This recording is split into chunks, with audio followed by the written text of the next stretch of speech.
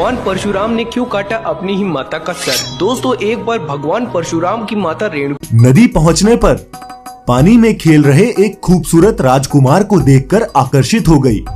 यह देखकर उनका मन विचलित हो गया। नदी पर राजकुमार को निहारते हुए उन्होंने बहुत समय खो दिया और भूल गई उनका पति उनकी वापसी का इंतजार कर रहा था। इस अवस्था में जब उन्होंने आश्रम में प्रवेश किया तो महर्षि जमदग्नि ने अपनी ध्यान शक्ति से ये बात जान ली और अपने बड़े बेटे को अपनी मां को मारने का आदेश दिया, लेकिन मोहवश उसने ऐसा नहीं किया। महर्षि जमदग्नि ने अपने सभी बेटों से बारी बारी अपनी मां का वध करने को कहा। बेटों को यह समझ नहीं आ रहा था कि क्या करना उचित है। वैदिक संस्कृति में किसी भी महिला की मृत्यु एक भयानक पाप है और यहाँ तो अपनी ही माता की हत्या की बात थी।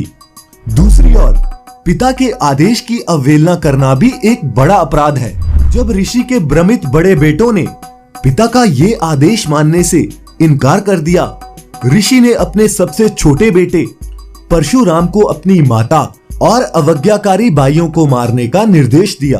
परशुराम ने अपने पिता की शक्ति के बारे में सोचा कि अगर उन्होंने अपने पिता के आदेश का पालन करने से इनकार कर दिया तो उन्हें श्राप दिया जाएगा, लेकिन अगर उन्होंने आदेश का पालन किया तो उनके पिता प्रसन्न होंगे और उन्हें मुंह मांगा वरदान देंगे।